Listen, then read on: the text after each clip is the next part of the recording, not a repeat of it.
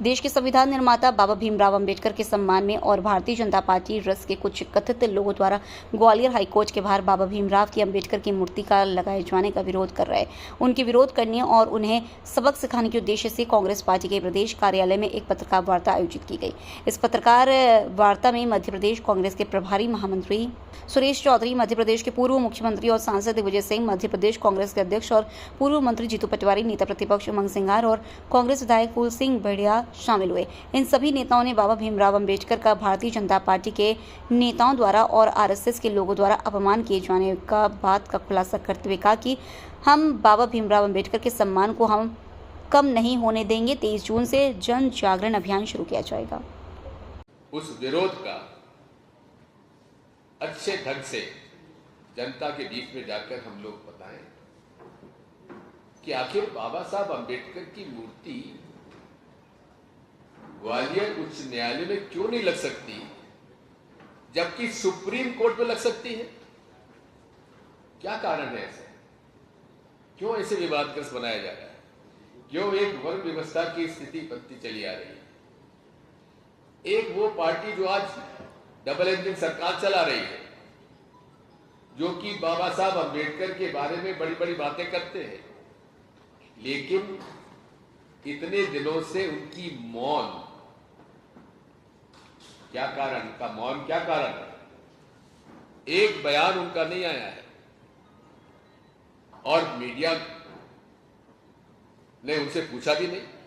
आखिर 3 दिन का प्रशिक्षण हुआ था पचमढ़ी में, जब ये विषय पूरा ग्वालियर चंबल संभाग में मध्य प्रदेश में आंदोलित था, गर्म था, तब उस पर कोई क्या उनको प्रशिक्षण दिया गया हम नहीं जानते।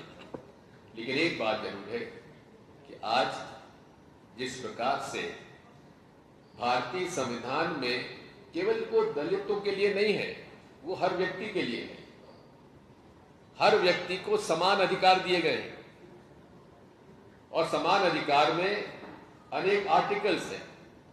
शिक्षा का अधिकार, अपने धर्म का पालन करने का अधिकार, अपने अभिव्यक्ति का अधिकार, ये सारे अधिकार हर व्यक्ति को है। केवल इसको, संविधान को आप केवल एक वर्ग से मत जोड़िए।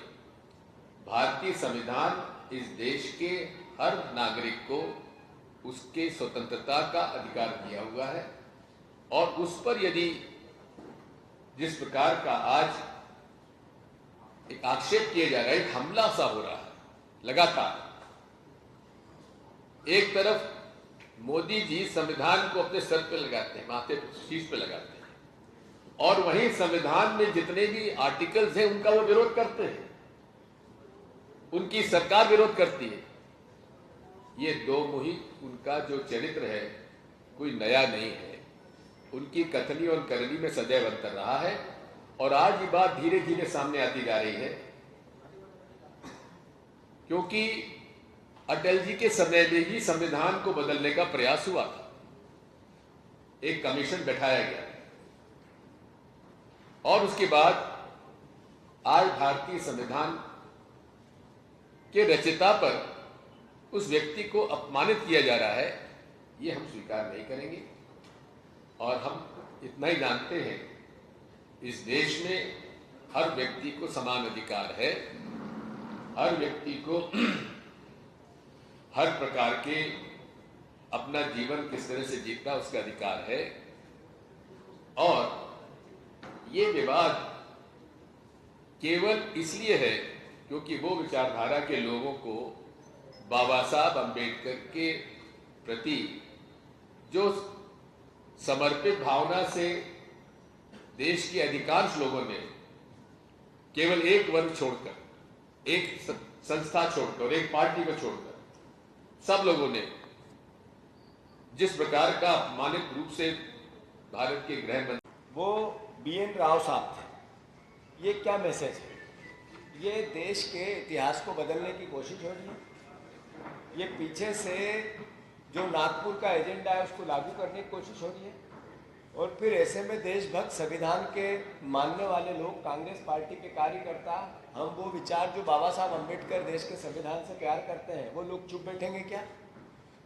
मैंने जैसे कहा कि एक मामला सिर्फ ग्वालियर का नहीं है कि बाबा साहब अम्बेडकर की प्रतिमा को न्याय के मंदिर में रोकने का, स्थापित होने से रोकने का प्रयास है। इससे पहले मध्य प्रदेश में कम से कम 2 दर्जन मामले बाबा साहब अम्बेडकर की प्रतिमा को, उनके सम्मान को खंडित करने का प्रयास किया गया और सरकार मौन रही। सरकार ने कोई मुकदमे नहीं किए। मैं पूछना चाहता हूं बीजेपी की सरकार से कि अशोकनगर में 2025 में सामाजिक तत्वों ने अम्बेडकर की प्रतिमा के साथ छेड़छाड़ नहीं की थी क्या? किसको गिरफ्तार किया? कौन है उसके पीछे? आज तक एक भी गिरफ्तारी क्यों नहीं हुई? ऐसा ही दतिया भांडेर में 30 अगस्त 2024 को बाबा साहब अम्बेडकर की प्रतिमा को तोड़ने का दुस्साहस हुआ, एक भी गिरफ्तारी नहीं हुई। आखिर क्या कारण है? इसी प्रकार कोटा में, दमोह में पटेरा थाना क्षेत्र के अंतर्गत 19 दिसंबर 2024 को बाबा साहब अम्बेडकर की प्रतिमा को खंडित किया गया। इसी प्रकार अलग अलग जगह पे पूरी हम विवरण, राजगढ़ में, नरसिंहपुर में बाबा साहब अम्बेडकर की प्रतिमा को खंडित करने का प्रयास किया गया, एक भी गिरफ्तारी नहीं, किसी को दोषी नहीं ठहराया गया, सरकार मौन रही, पुलिस देखती रही।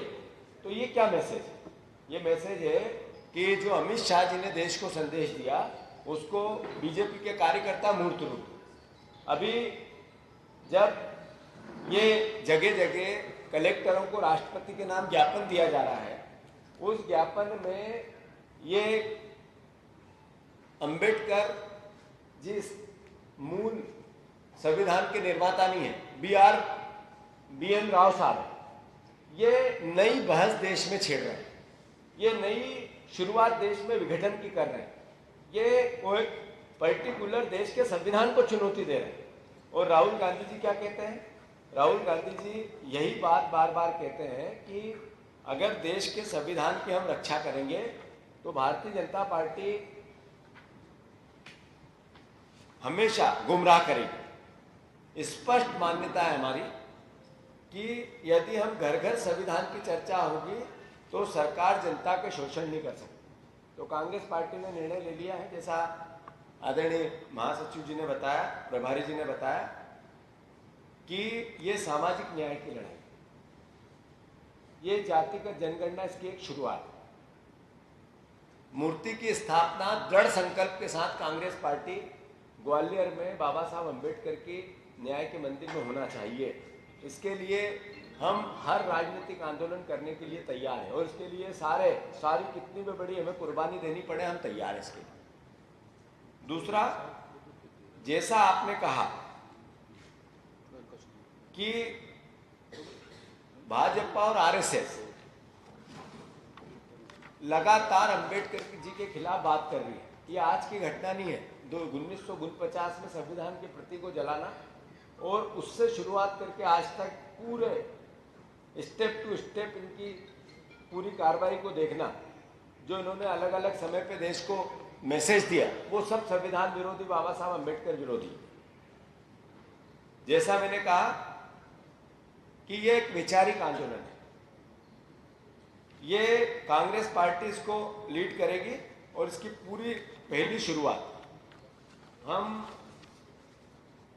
23, 24 और 25 तारीख, 23 तारीख के दिन कांग्रेस का एक एक नेता, एक एक कार्यकर्ता घर घर जाएगा और संविधान की चर्चा करेगा।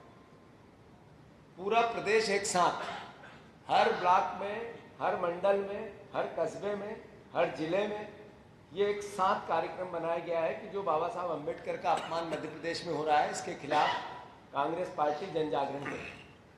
दूसरा, 23 तारीख के दिन ये पहला कार्यक्रम है। 24 तारीख के दिन, 24 जून, किसी भी एक बस्ती में, किसी भी एक मोहल्ले में संविधान की चर्चा के साथ जो वंचित लोग हैं, गरीब लोग हैं,